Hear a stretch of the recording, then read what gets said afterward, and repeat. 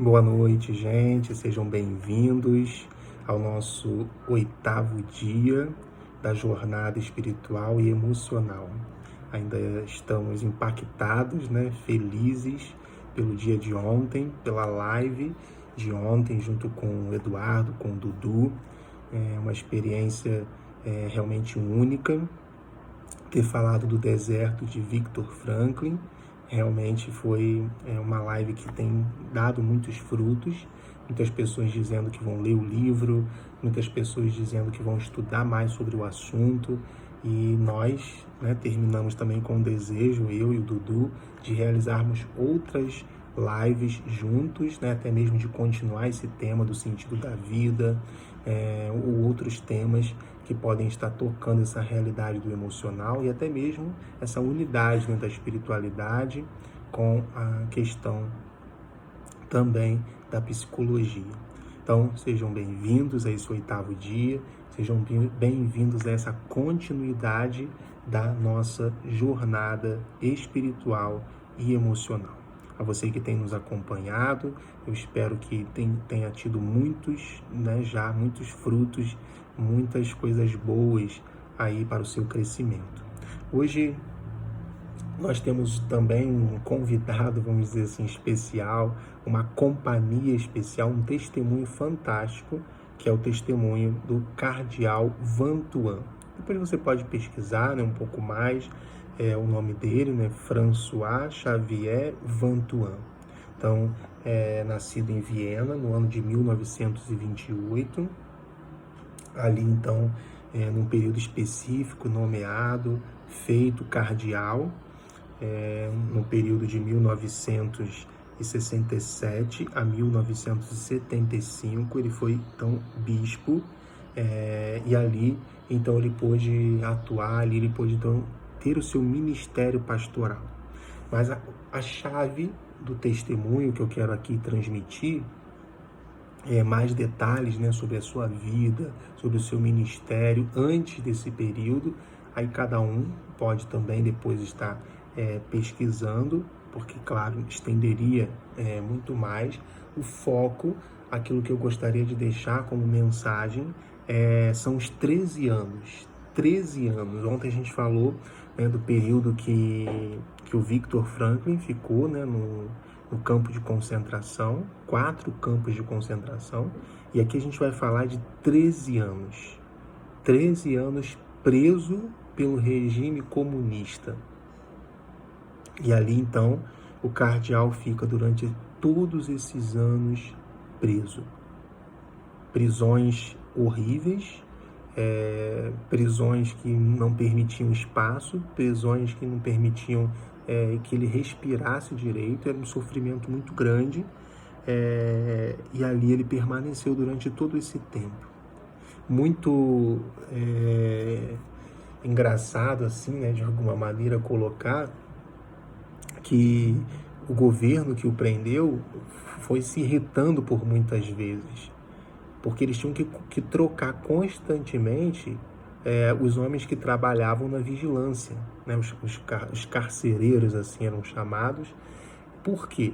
Porque o cardeal Vantuan, ele tinha uma maneira, uma espiritualidade tão profunda que ele fazia amizade e que ele começava a evangelizar esses carcereiros. E aí o governo tinha medo desse contato, então eles começaram a ter o trabalho de trocar constantemente os homens que ficavam vigiando. Então, durante todo esse tempo, durante esses 13 anos, que a gente pode chamar de deserto, e aí foi o deserto da prisão, o deserto do sofrimento, o deserto naquele sentido que a gente colocou nos primeiros dias, da falta, e ali diz um dos seus livros que ele estava preso e ele conseguia ver a catedral onde durante tanto tempo ele foi bispo. Dali ele rezava pelo seu povo, dali ele rezava pela igreja, dali ele pensava nas pessoas que estavam sobre o seu encargo. E ele começou a rever tantas coisas. Naquela prisão foi realmente um lugar em que o cardeal teve a oportunidade de voltar para o seu interior, de fazer uma revisão da sua vida, de fazer uma revisão da sua experiência de fé, do batismo que ele recebeu, uma revisão do seu período como pastor à frente do povo. Ali ele pensou quantas pessoas ele deixou de visitar, quantas pessoas ele deixou de atender, quantas missas ele poderia ter celebrado melhor. Ou seja, naquele período ali de prisão, foi um período também de autoconhecimento, de autoavaliação, de revisão de vida. Olha só o que a gente está dizendo, né? O deserto se tornou para ele um período de reavaliação. Um período em que ele podia estar olhando mais para dentro dele, um período onde ele podia estar tomando decisões importantes de mudança, de transformação. Quando eu falei do deserto de Jesus Cristo, eu falava que ele entrou para o deserto logo após o batismo e que depois do deserto ele ia assumir uma missão, era como se fosse uma preparação. Nós também podemos dizer que o deserto do cardeal Vantuan, né, lá em Viena, pelo governo comunista, esse deserto se tornou para ele também uma preparação. Por quê? Porque durante 13 anos ele não ficou reclamando. Durante 13 anos ele não ficou murmurando. Durante 13 anos o que ele fez? Escreveu 3 livros. 3 livros enquanto estava preso. Todos eles marcados pelo tema da esperança. Durante todo esse tempo, o que alimentou o coração desse homem? Foi a esperança. A fé fez com que ele fundamentasse cada vez mais, cada dia de sofrimento, cada dia de dor, na esperança de que um dia ele iria sair dali. Na esperança de que um dia ele podia encontrar o seu povo de novo. Na esperança de que ele podia servir ainda mais a igreja. Então é muito interessante pensar que alguém viveu o extremo do sofrimento, da perseguição comunista, e ele conseguiu, durante esse tempo, escrever 3 livros. Ou seja, o deserto desse homem foi um período eficaz. O deserto desse homem se tornou oportunidade dele gerar frutos para a vida das pessoas. Então, fazer do nosso deserto, a gente já toma isso como exemplo, oportunidade da gente ajudar os outros. Nesse deserto que eu estou vivendo, me lembro agora aqui, né, para dar um outro exemplo, do Padre Léo. É um exemplo perto de nós, há pouco tempo. Durante o tempo da sua enfermidade, ele escreveu um livro. Talvez escreveu outros, mas que me recordo aqui, né? Buscai as coisas do alto. Lançou esse livro e dias depois, né, morreu. Então a gente pode ir descobrindo inúmeras pessoas que fizeram do seu deserto um tempo eficaz. Fizeram do seu deserto um tempo em que eles iriam ajudar outras pessoas. Fizeram do seu deserto, como Jesus Cristo, um tempo de preparação. Falar da esperança enquanto você está sofrendo não é fácil. E ele fez isso. Falar da esperança enquanto você está passando por humilhações, ele fez isso.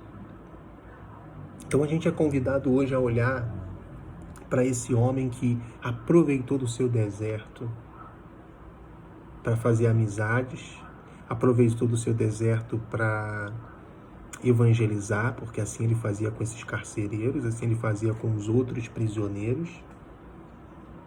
Deu trabalho, no bom sentido, né, para o governo, no sentido de que ele não deixou a sua missão.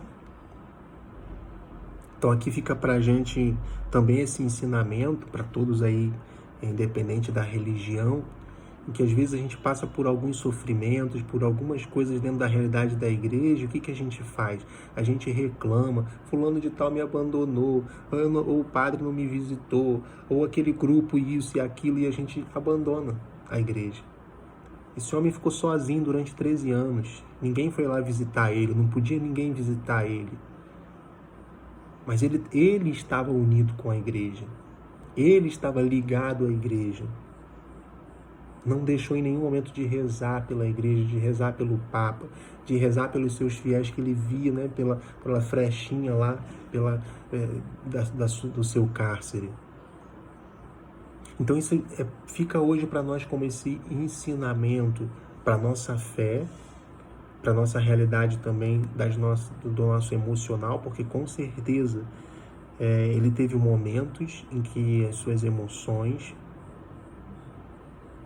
estavam abaladas por tanto tempo ali de prisão, mas como os livros dele mostram, estava baseado na esperança, na fé. A fé dava suporte para suas emoções, a esperança dava suporte para suas emoções. Eu queria ler um trechinho de um livro dele, que pode também nos ajudar nisso que nós estamos falando. É difícil sequer imaginar o que significa o testemunho de vida e santidade deste pastor exemplar. Libertado da prisão, ele foi chamado pelo Papa João Paulo II a Roma. Então atuou lá, depois que saiu da prisão, ainda atuou em Roma, junto ao Papa João Paulo II, no Conselho de Justiça e Paz. Ainda fez muitas coisas. Eu quis ler esse pedacinho para mostrar que depois que ele saiu, ele ainda evangelizou, ele ainda trabalhou, ele ainda fez muito pela igreja. Então, depois do seu sofrimento, depois do seu deserto, há muita coisa ainda a se fazer, minha gente. Depois dos momentos difíceis que a gente tiver que enfrentar, ainda há muita coisa para ser feita. Mas durante o período de sofrimento, durante o período de dor, independente do que a gente está vivendo hoje, a gente precisa viver sobre o testemunho e o exemplo desse homem. A esperança. A esperança não pode morrer. A esperança não pode sair do nosso coração. A esperança não pode sair do nosso olhar, né? Se a gente tira os olhos da esperança, aí a gente desanima. A você que está passando por um sofrimento, a você que está com um ente querido, né, num hospital, a você que está chorando, né, agora a dor de alguém que você perdeu, e você não queria, mas essa pessoa partiu, essa pessoa descansa em Deus. A você que está sofrendo por uma ansiedade, por uma depressão, pensa que depois disso ainda há muita coisa para ser feita. E durante esse momento aí, de saudade, de dor, e de muitas outras coisas que talvez estão aí dentro de você, ache a esperança. Renove a esperança. Eu colocava na palavra do dia de hoje, né?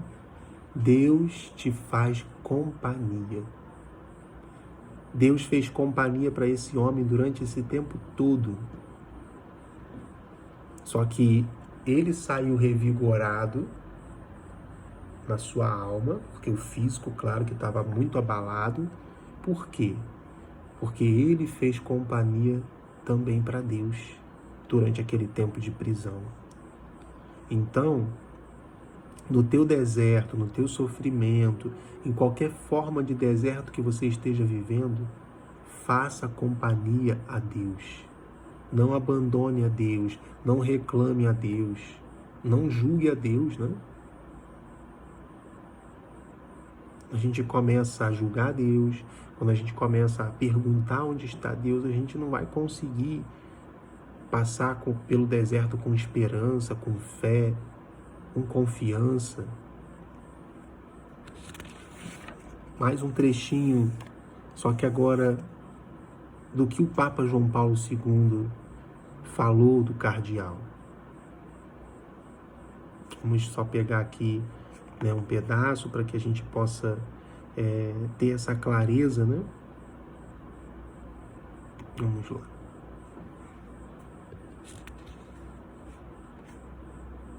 Deixa eu só aqui achar a parte que eu tinha marcado.